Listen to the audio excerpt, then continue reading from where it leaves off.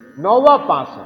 अब 9वां पास आदमी भी रोजगार की बात कर रहा है। अब आप बताइए, सारे अपराधी बिल में घुस गए और बिहार में कानून का राज स्थापित। जो पुराने समता पार्टी के समय में जो सक्रिय थे वो सबको आज देख रहे हैं कि कहीं दिखाई नहीं पड़ते।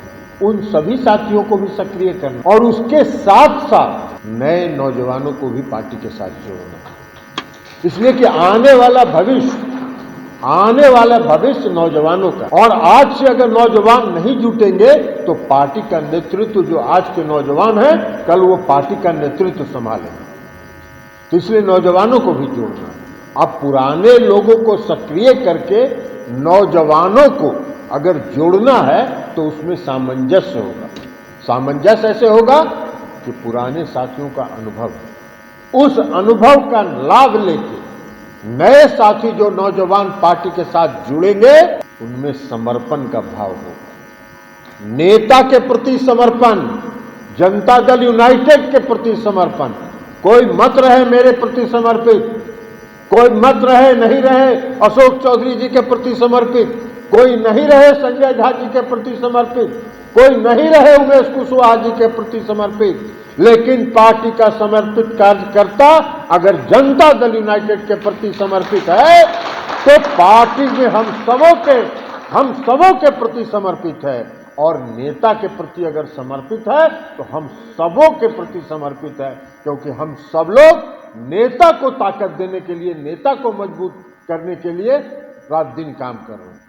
हम किसी का नाम नहीं ले रहे हैं। 9वां पास है। अब 9वां पास आदमी भी रोजगार की बात कर रहा है। अब आप बताइए, जो मैट्रिक भी पास नहीं किया, 9वें तक स्कूल में गया, उसको क्या रोजगार का मालूम है। कि नीतीश कुमार जी की सरकार ने 2015 से लेके 2005 से लेके 15 साल में जो रोजगार बिहार में सृजित किया है। जब 2005 में मुख्यमंत्री नीतीश कुमार जी बिहार के सत्ता संभाले थे और हम उस समय प्रदेश के अध्यक्ष थे।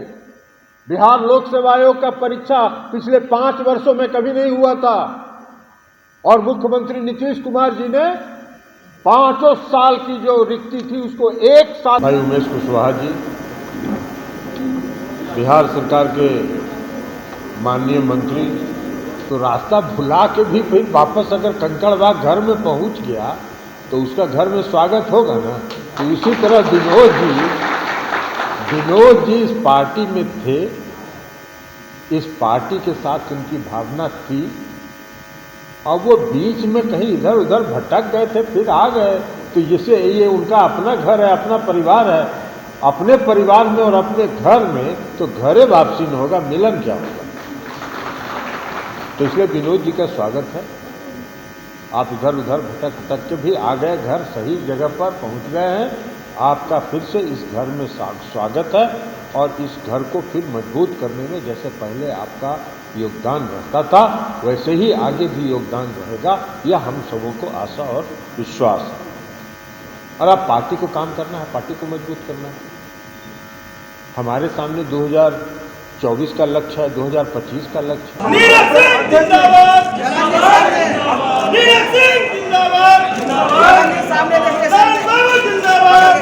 कमीशन वाले उन सभी लोगों को बहाल किया कॉन्ट्रैक्ट पर और उन सबको आधुनिक हथियार देके सड़क पर जब उतारा तो सारे अपराधी बिल में घुस गए और बिहार में कानून का राज स्थापित। ये बात कर रहे हैं, ये शिक्षा देते हैं, उस व्यक्ति को शिक्षा देते हैं जिसका एक विजन है, जिसकी एक सोच है, जिसको राज्य चलाने का एक अनुभव है और जिसने बिहार में परिवर्तन जो किया है वो विश्व में एक इतिहास है, विश्व में एक इतिहास है। आने वाले समय में नीतीश कुमार जी का जो कार्यकाल है वो स्वर्ण अक्षर में बिहार के इतिहास में लिखा जाएगा, स्वर्ण अक्षर में लिखा। तो भाई मैट्रिक पास कर लिए, +2 पास कर लिए, कोई इंजीनियरिंग में पढ़ना चाहता है, कोई मेडिकल में पढ़ना चाहता है, उसके पास साधन नहीं है। माता पिता के पास उतनी आर्थिक स्थिति अच्छी नहीं है कि वो अपने बेटा को बाहर भेज के पढ़ा सके। जो बाहर पढ़ना चाहता है +2 के बाद उसको स्टूडेंट क्रेडिट कार्ड और स्टूडेंट क्रेडिट कार्ड की योजना उन्होंने चलाई। 4 लाख रुपए ऋण मिलेगा। उन्होंने कहा कि मामूली 3% या 4% सूद पर उनको ऋण मिलेगा और वो भी उन्होंने कहा कि अगर पैसा लौटाने के लायक वो नहीं रहेगा पढ़ने के बाद, तो उसको भी माफ कर दें, और कोई गारंटी नहीं। जब ये योजना शुरू हुई तो बैंक को दिया गया जिम्मा, और जब बैंक को जिम्मा दिया गया और बैंक ने जब लोगों को दौड़ाना शुरू किया, राज्य सरकार ने गारंटी दिया, मूलधन का भी और सूद का भी, दोनों का गारंटी राज्य सरकार ने दिया। उसके बाद भी बैंक दौड़ाने लगा, गार्जियन को कहने लगा, लड़के को जो अप्लाई किया उसे गार्जियन को कहा कि जमीन का कागज लाइए, तो मकान का कागज लाइए, तो गारंटी पर एग्रीमेंट कीजिए। मुख्यमंत्री ने कहा कि वाह भाई, राज्य सरकार ने गारंटी दे दिया, तो अब कहेगा कितनी बड़ी संख्या में सिपाही की बहाली हुई है, नियुक्ति हुई है। अभी सबका डाटा हम कलेक्ट कर रहे हैं, 2-4 दिन के बाद हम एक एक डाटा को सार्वजनिक करेंगे। कितनी बड़ी संख्या में दरोगा की बहाली हुई, इंस्पेक्टर की बहाली हुई। माननीय मुख्यमंत्री नीतीश कुमार जी ने जब बिहार की सत्ता संभाली थी 2005 में, तो एवरेज औसत जो बिहार पुलिस का उम्र था वो 45 साल था। आप बताइए कि 45 साल का और एवरेज औसत उम्र था, तो कितना साल से बहाली नहीं हुआ। और उन सबों के पास किसी को कोई ट्रेनिंग नहीं थी, इसलिए कि बिहार में अपहरण का उद्योग चलता था। पुलिस के पास जो था वो पुरनका 303 वाला जो राइफल था वही लेकर खट कहाँ गोली फंस जाएगा पता नहीं चलता था, किसी को ट्रेनिंग ही नहीं था। आई जितना आधुनिक हथियार है वो सब गोदाम में पड़ा हुआ था। माननीय मुख्यमंत्री नीतीश कुमार जी ने कहा कि अगर बिहार में कानून का राज स्थापित करना है तो हमारे नौजवानों को, हमारी जो पुलिस फोर्स है उसको सड़क पर उतरना पड़ेगा, क्योंकि अपराधियों के पास आधुनिक हथियार है और हमारे पुलिस फोर्स के पास पुरनका 303 है। जब तक वो बट सीधा करेगा तब तक AK-47 से 40 गोली चल जाएगी। स्पेशल ऑक्सिलरी पुलिस की बहाली की, जो पुराने सेना के जो लोग रिटायर, शिक्षा वित्त निगम और उसके माध्यम से जो भी स्टूडेंट क्रेडिट कार्ड के लिए अप्लाई करता है उसको 4 लाख रुपए की ऋण स्वीकृत होती है पढ़ने के लिए, चाहे वो मेडिकल पढ़े या इंजीनियरिंग करे। अब तक लगभग 1,35,000 लोगों ने इसका लाभ। नौजवानों के बीच भ्रम फैला रहा है। हम सब लोगों को सजग रहना है और हम सब लोगों को ये बताना है नौजवानों को कि बिहार में रोजगार सृजन की दिशा में जो मुख्यमंत्री नीतीश कुमार जी ने काम किया 15 साल में, 15 साल का काम कार्यकाल एक तरफ रख दीजिए और आजादी के बाद से 2005 तक का कार्यकाल एक तरफ रख दीजिए। नीतीश कुमार जी का पलड़ा भारी रहेगा। देना है और नौजवानों को भी आकर्षित करना है, उनको बताना है।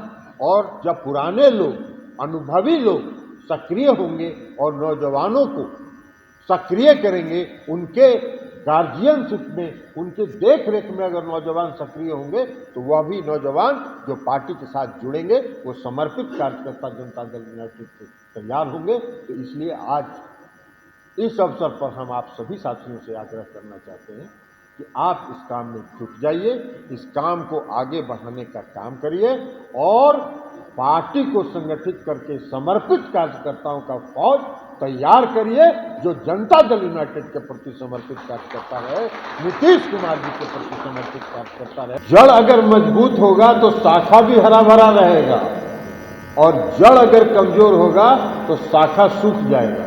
इसलिए पार्टी के प्रकोष्ठों को भी प्रदेश अध्यक्ष जी ने कई फैसले लिए हैं। पार्टी के प्रकोष्ठों को भी अब पार्टी को मजबूत करना है, क्योंकि आप लोग अभी आए हैं इस पार्टी में और विनोद जी भी हम बताना चाहते हैं, पार्टी को अगर मजबूत करना है तो पार्टी के जितने प्रकोष्ठ हैं उन सभी प्रकोष्ठों को मूल पार्टी के समन्वय के साथ और पूरे कोऑर्डिनेशन के साथ काम करना पड़ेगा।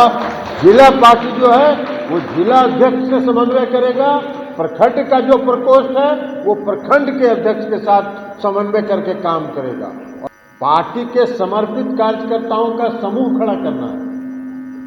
और इसलिए अभी प्रदेश अध्यक्ष जी ने फैसला किया है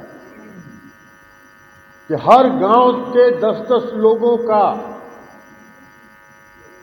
नंबर, नाम, पता, मोबाइल नंबर सहित 1 महीना के अंदर प्रदेश कार्यालय को उपलब्ध करा दिया जाएगा और यहां से उसको चेक किया जाएगा उनके नंबर पर फोन करके कि कहीं फर्जीवाड़ा तो नहीं, तो उसका सत्यापित भी होगा। मजबूती के साथ लगना पड़ेगा। हम सब लोग लगे हैं और पार्टी का हम राष्ट्रीय अध्यक्ष हैं, उमेश जी प्रदेश अध्यक्ष और अशोक चौधरी जी मंत्री हैं, संजय झा जी मंत्री हैं, तो हम ही लोग 4 आदमी पार्टी नहीं ना बना सकते हैं। पार्टी को तो चलाता है पूरा कार्यकर्ताओं का समूह, जो पूरे बिहार के गांव-गांव में फैले हुए हैं। उस सभी की जब ताकत मिलती है तो पार्टी मजबूत होती है, और जब पार्टी मजबूत होगा तो हमारे पार्टी के नेता नीतीश कुमार जी मजबूत होंगे। तो हम लोग का लक्ष्य वही है